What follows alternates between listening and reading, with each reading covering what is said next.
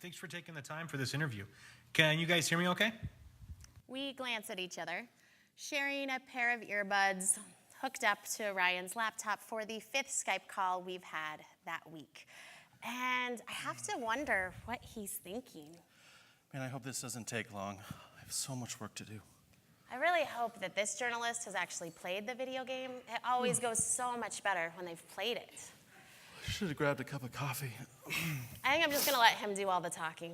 She talks over me anyway. I don't have to worry about it. Yeah, we can hear you just fine.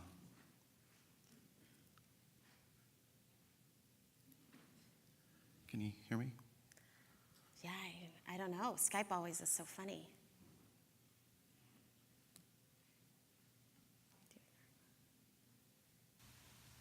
This is why I hate doing those Skype. Okay, I'm just going to jump in here with some questions for you two. You made a video game about cancer. Does the player fight cancer cells, or is the player fighting a dragon that represents cancer? He didn't play it. He totally didn't play it. This is going to be rough. This poor guy, he probably just got assigned our story, and he has no idea what he's in for.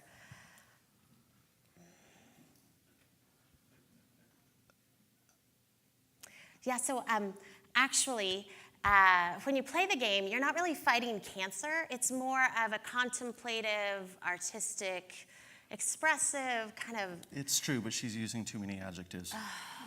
How do I describe it? Well, why don't we just show you? We'll share our screen. Can you see that? We'll just show you our trailer.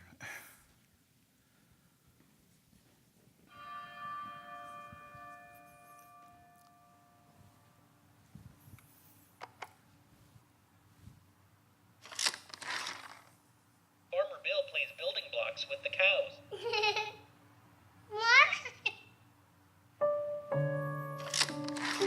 Farmer Bill races the horse and Farmer Bill wins. My shoes were untied.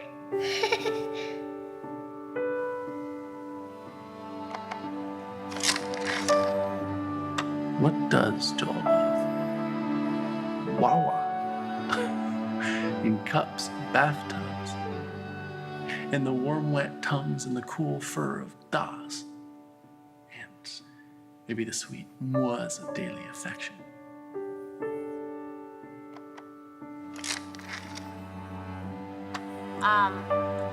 Do you know how they celebrate off-treatment day, like when kids are done with their treatments? I guess maybe you don't because you're not in the clinic as much as I am, but on someone's last day, they always bring them a cake and they sing Happy Off Therapy Day to you. I'm sorry, guys. It's not good. Basically, he thinks we should move forward with the radiation, and it kind of freaks me out, but it could be another miracle.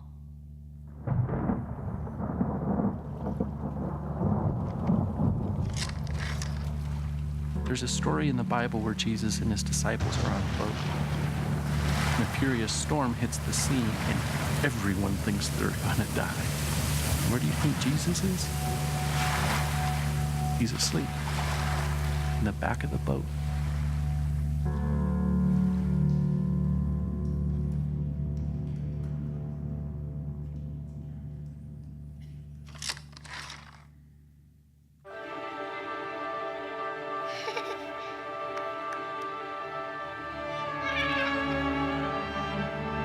Bouncing around. Do you like that? Oh, I love your giggle.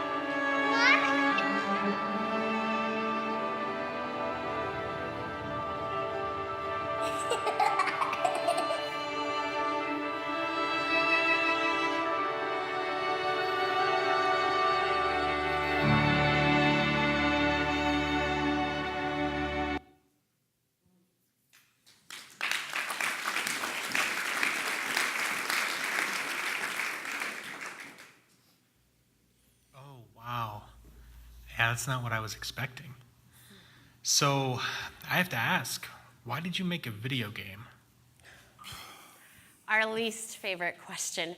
I look at Ryan, hoping he'll answer, and he looks back at me, pleading without words for me to be the one who answers this time. Our silent game of chicken only lasts a few seconds, but it feels like so much longer as we think of all the answers that we wish we could give when journalists ask us the most predictable question. Answers like, well, if we told Joel's story in any other way, would you be interviewing us right now? I mean, because we wanted to start a social media war where people question our decency and our motivations. All the while screaming, cancer is not a game. And who would want to play that? We thought it might be really satisfying to spend years of our lives working on something we were so passionate about, just to have the people closest to us say, oh, we don't really play video games. Even though I have like 5 Candy Crush notifications from those same people right now. I mean, why did Picasso paint? Why did Elvis sing? Why did Hemingway write novels? I mean, I wanted to do the thing that I was good at. I can't say that. They're going to think I'm comparing myself to Picasso. If we'd written a book, would people be asking us, why a book?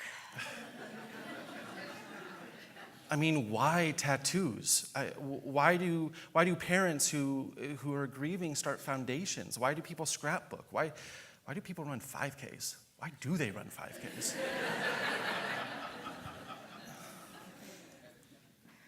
I flinched first. So you asked why a video game. And actually, video games are this really incredible medium for immersive storytelling.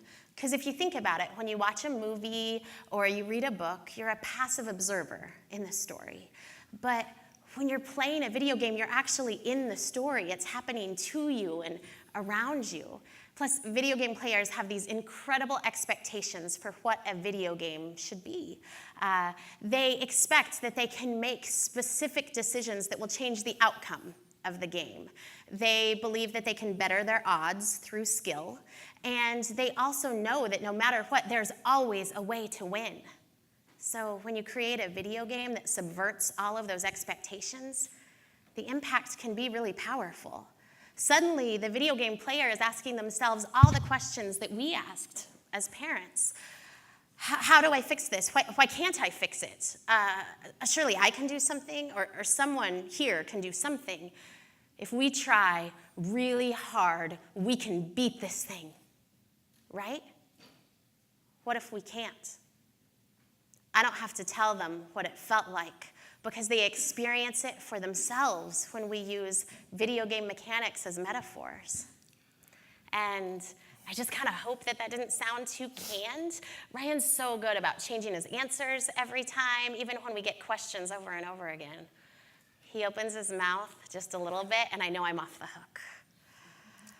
As a video game designer, I can create a world, and I can put my son in that world, and I can ask you to love him. And hopefully you'll let that love change you.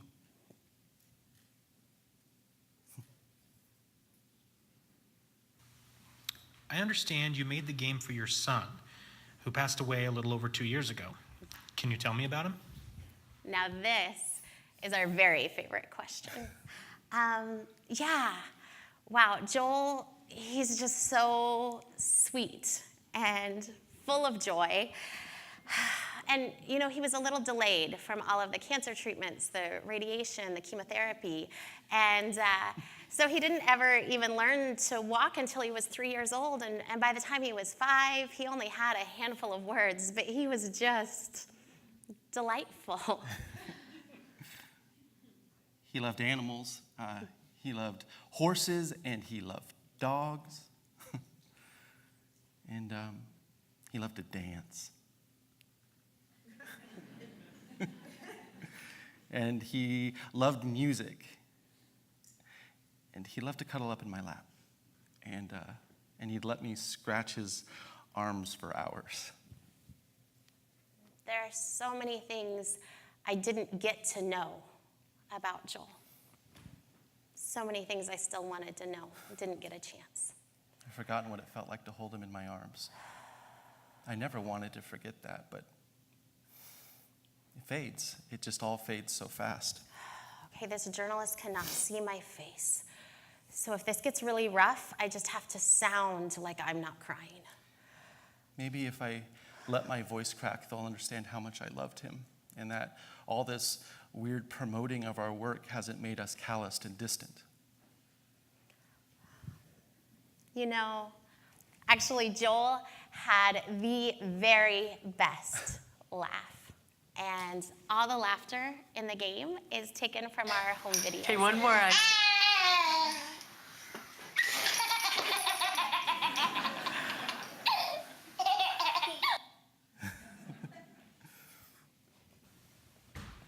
Oh, that's great.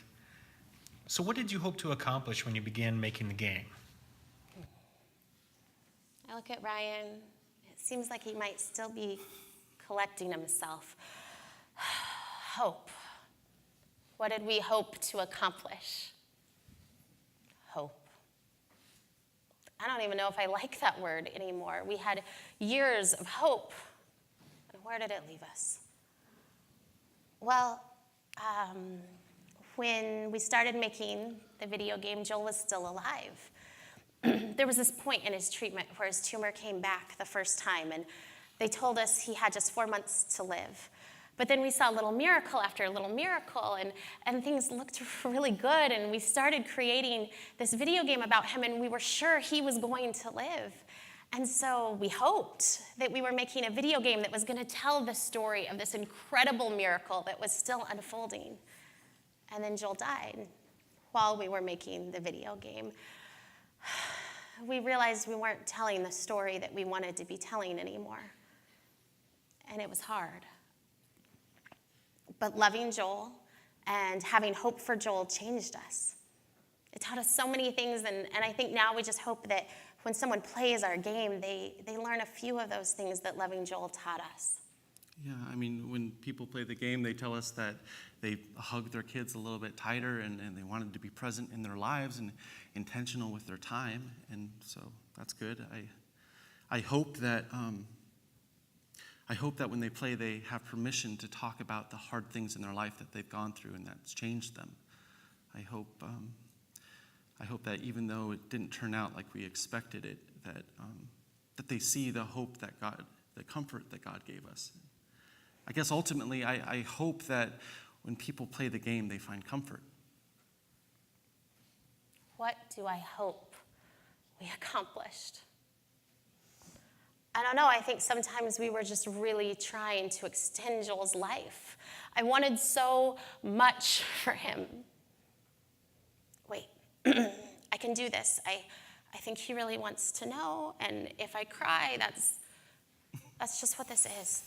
I think maybe deep down we were just really trying to extend Joel's life. I wanted so much for him. I wanted to see him grow up and discover what he was passionate about. I wanted to watch him make choices that would impact the people around him. I just really wanted to know what this world would be like with Joel's fingerprints all over it. I think anytime a parent loses a child, you have to also grieve all of the dreams you dreamt for them. We don't get to know what Joel would have become. I don't know what he would have chosen as his legacy. We had to choose for him. We chose this. It isn't enough, but it's what we could do. So why do you think people have been moved by that dragon cancer?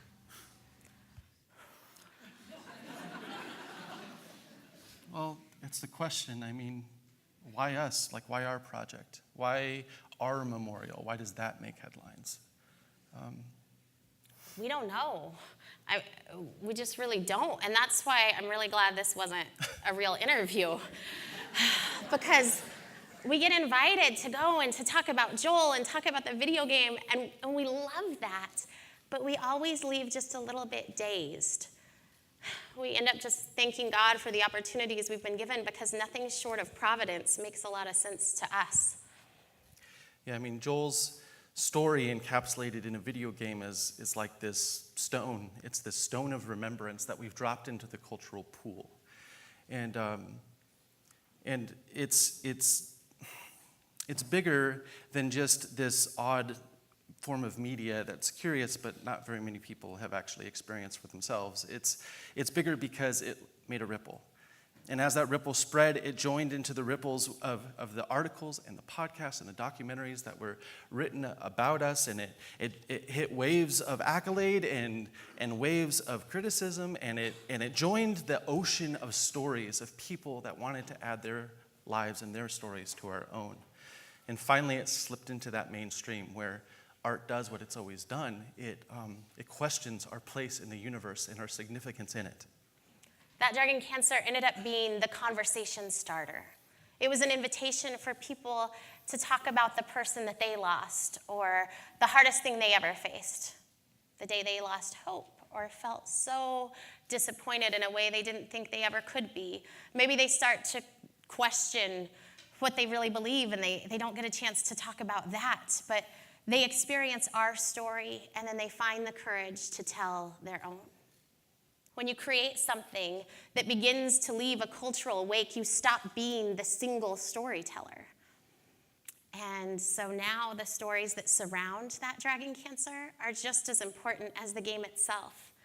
We've realized that now a lot of people have heard of our son Joel, and it's not just because of the thing that we created, but it's because of all the stories that people have told about what we created, what the journalists have done, what people tell their friends. All of these storytellers have pulled that dragon cancer into a place of cultural significance. And it's scary not to be in control of the narrative anymore. But we found that when we share our private thoughts and our greatest grief with journalists, that they want to join their heart and their experience into the stories they tell. And I think that it moves people because everybody has a Joel. Everybody has that person in their life that people have stopped asking about. And so we've invited them into that conversation, just like we're inviting you into that conversation. And one of the main things we've discovered is that when we make that choice to be vulnerable, whether it's the third interview or the fifth interview or the third time someone's asked the same question, when we're willing to break down that facade and just be disappointed and be hurt and share our life and our hearts, we're trading with a currency of intimacy. And that's a currency that you don't get greedy with. You don't hoard it up. You don't try to save it all for yourself. When someone gives you the currency of intimacy, your first instinct is to give some intimacy back and to give it to others and to spread it around. Because it's not a zero-sum exchange. It adds to all of our lives. And so we believe that through building culture, through sharing intimacy, we can do more than just create more cultural products to buy and sell. We can let the overflow of our hearts create a cultural tide that carries us through the hardest experiences in our life, clinging to each other, comforting each other, and reminding each other that we're not alone. Thank you.